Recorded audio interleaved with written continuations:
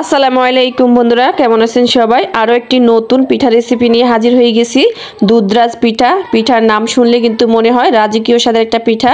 পিঠাটা হবে নরম তুলতুলে আর অনেক মজা খেতে। এই পিঠাটা আমরা বাঙালিরা কিন্তু পিঠা খেতে অনেক বেশি পছন্দ করি।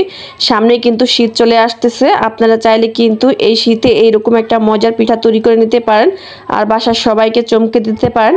খুবই কম উপকরণে, ঘরে থাকা মাত্র 4টি উপকরণে কিন্তু এই দুধরাজ পিঠা তৈরি করে নেওয়া যায়। পিঠা দেখতে যেমনি সুন্দর, খেতে কিন্তু অনেক মজা। অবশ্যই বাসায় একবার বানাবেন। তাহলে চলুন বন্ধুরা রেসিপিটা দেখে নিই। রেসিপিটা ভালো লেগে গেলে লাইক কমেন্ট শেয়ার করে দিবেন। এই দুধরাজ পিঠা তৈরি করার জন্য প্রথমে কিন্তু এখানে আমি নিয়ে নিচ্ছি চাউলের গুঁড়া।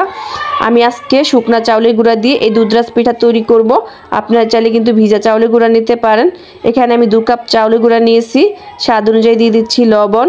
এখানে আমি 3 টেবিল চামচ পরিমাণ দিয়ে দিচ্ছি চিনি। আর এখানে আমি দিয়ে দিচ্ছি কিছু শুকনা নারকেল কোড়া।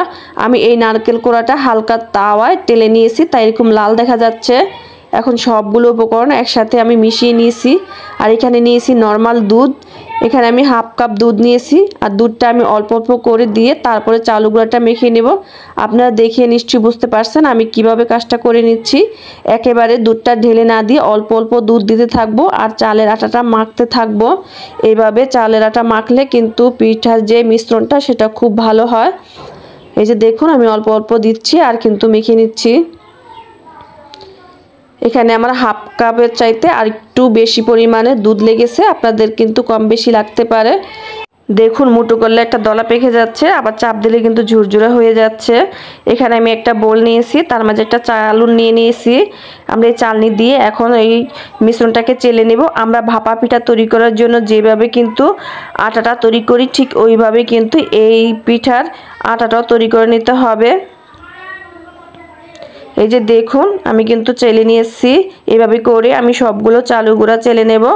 আমি এখানে সবগুলো চালের গুঁড়া চেলে নিয়েছি। দেখুন কতটা ঝরঝরে হয়েছে আর কত সুন্দর হয়েছে। এখানে আমি 3টা স্টিলের বাটি নিয়েছি।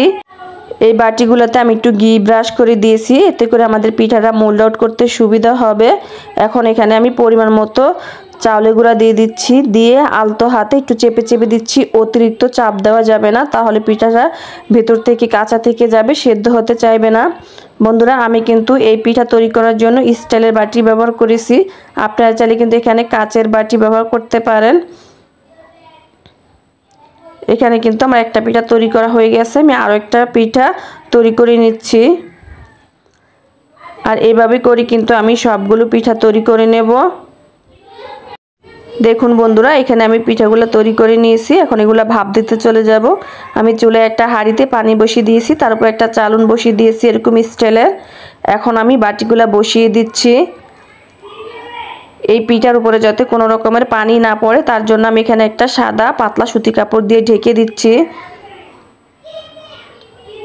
এখন ঢাকনা দিয়ে ঢেকে দিচ্ছি আর আমি এটাকে রান্না করে নিব 15 থেকে 20 মিনিটের জন্য। 20 মিনিটের ভেতরে কিন্তু এই পিঠাটা রান্না করা হয়ে যাবে। ফিরে এলাম 20 মিনিট পর। এখন আমি ঢাকনাটা খুলে নিচ্ছি। বিশ্বাস করুন ঢাকনাটা খোলার সাথে সাথে পিঠা থেকে খুব সুন্দর একটা ফ্লেভার বের হয়েছে।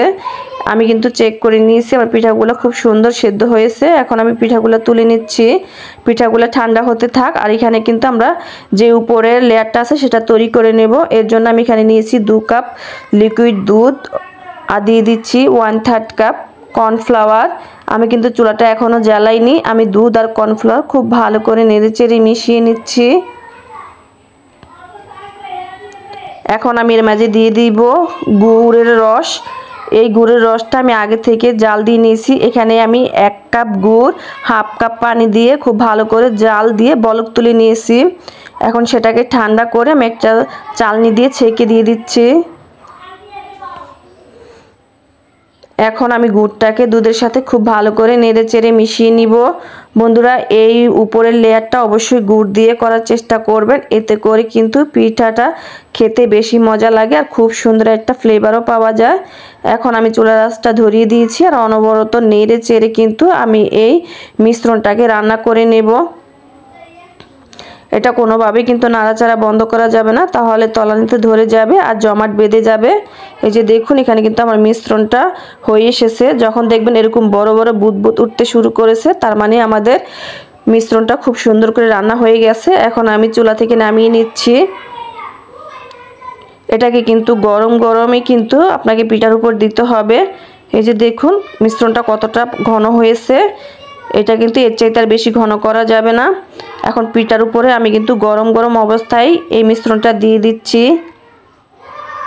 বন্ধুরা, আমার রেসিপিগুলো যদি আপনাদের কাছে ভালো লাগে তাহলে আমাকে কমেন্ট করে জানাবেন আর আমার চ্যানেলটাকে সাবস্ক্রাইব করে নেবেন। যারা কিনা ভিডিওতে একটা লাইক দিতে ভুলে গেছেন, একটা লাইক দিয়ে দেন।